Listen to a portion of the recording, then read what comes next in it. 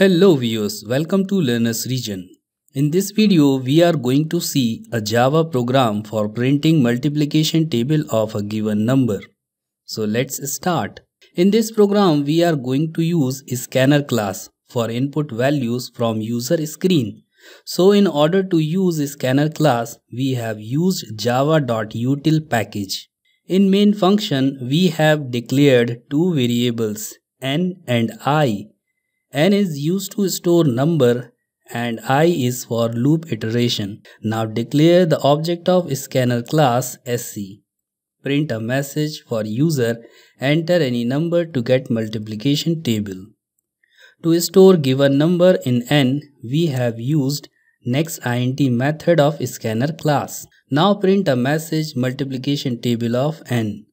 Set loop from 1 to 10 and also set the logic for table printing and write n plus within double quotes x, then plus, then I, then plus, then within double quotes equal sign, then plus and n multiply I. In this statement, double quotes characters will print as it is and without double quotes variables will print values which they have. For example, n has 5 and I has 1 initially.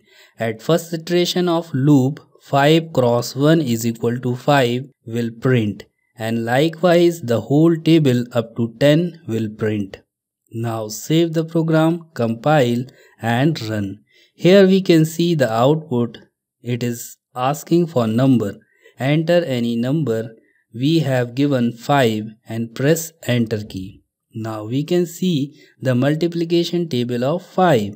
Similarly, we run again. This time we are giving 7.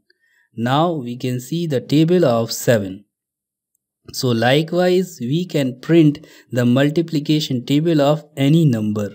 If you found this video helpful, please like, share and comments. If you are new, then do subscribe our channel to get more videos. Thanks for watching. Till then, goodbye.